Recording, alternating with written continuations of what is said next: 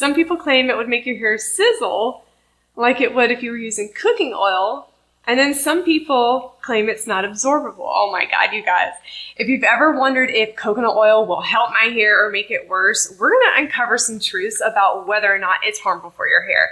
Because there is a huge debate of whether or not it's good for your hair. Some people claim that you should be using it, and then some people claim that you should not be using it. So let's take a deep dive into this controversial topic because there are some interesting, debatable, and even contradictory points I think you'll find interesting.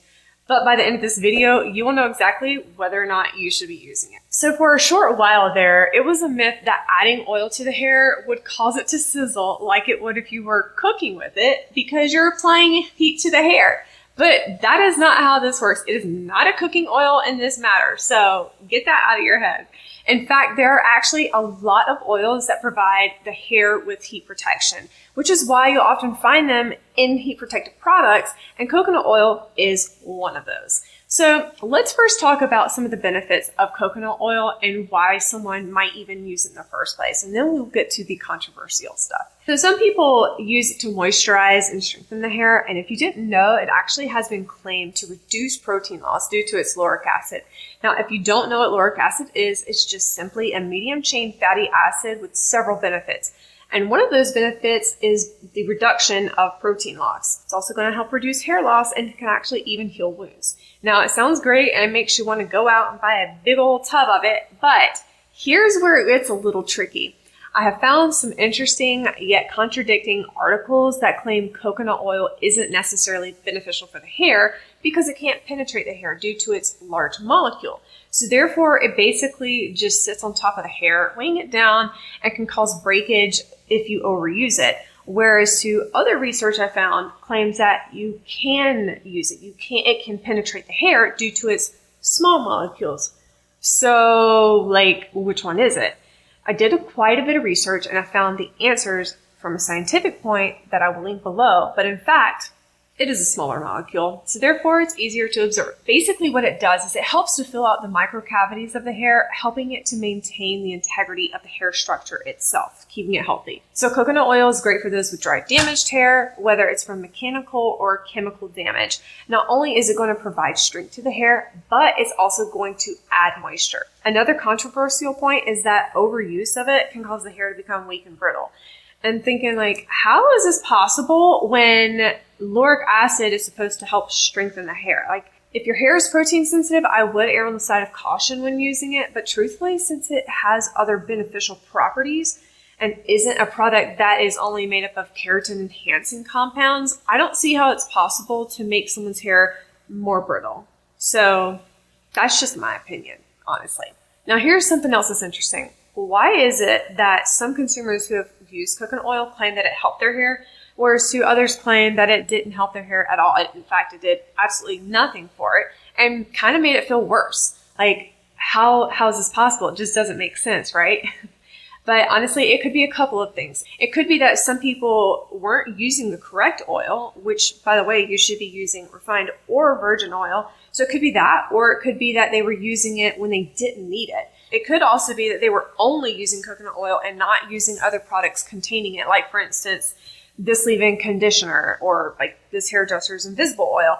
These have other beneficial ingredients that are going to provide your hair with shine, moisture, heat protection, etc. But they both contain coconut oil. But if they were only using coconut oil, it could be that it was too heavy for their hair, or maybe they didn't wash it out properly, thus making it too much for their hair. Truthfully, it's an easy fix. Just make sure you're washing your hair well enough, and if you feel like it's not working, then don't use it. Just stop using it. But if you're experiencing dry, damaged hair, that is a sign of protein loss, but the lauric acid in coconut oil naturally repairs damaged hair, so you're going to see more improvement with your hair. While those with normal hair who aren't experiencing protein loss, you may not get that same benefit. In fact, it could make it worse. How does it make it worse? Like, how is this going to make my hair worse? But in fact, hair is made up of keratin. And if the keratin is not compromised and not in need of repair, overuse or adding more protein can actually make it brittle, thus creating a problem where there wasn't one. So it's kind of like too much of a good thing is actually a bad thing. But truthfully, I don't see how that's possible because this is not a man-made product that is specifically focused on keratin enhancing compounds. Like, this is a natural ingredient. So coconut oil has a multitude of benefits. But I will say, if your hair is extremely damaged, I would use a product specifically designed to repair the hair and just use coconut oil as a pre-shampoo treatment to add moisture to the hair. This way, you're going to reap the benefits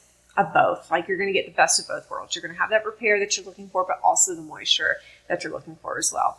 Now, the proper way to use coconut oil, or at least the way I would recommend using it, is to just use it as a pre-shampoo treatment and then wash it out with a clarifying shampoo. Just make sure you're not putting too much on it so it washes out easily and doesn't leave your hair feeling heavy and looking oily and just gross overall. All in all, do I think it's harmful to use coconut oil or products that contain it?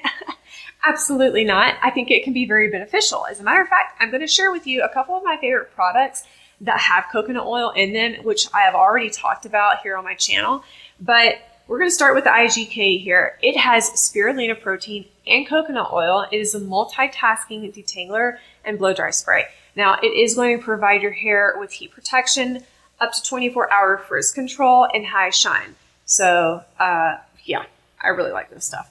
Then next up, we have the Hairdresser's Invisible Oil. It has a blend of lightweight oils in it, and one of those oils is coconut oil. This is definitely going to provide your hair with softness and silkiness. It's going to tame the frizz. It's going to provide your hair with UV protection. So, guys, I seriously love this one. I love to use this as a pre-blow dry and post-blow dry. That's so hard to say.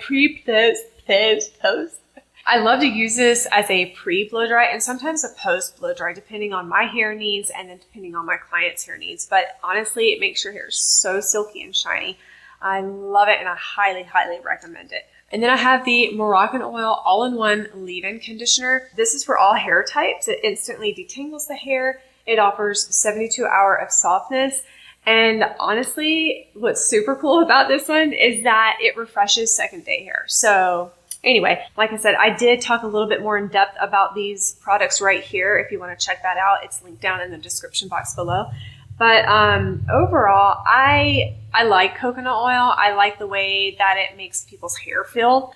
And I'm curious, I would love to know your thoughts on coconut oil. And if you used it, what was your experience like? Did you feel like it helped your hair? Did you feel like it made it worse? Let me know in the comments, because this is a very interesting debate in my opinion.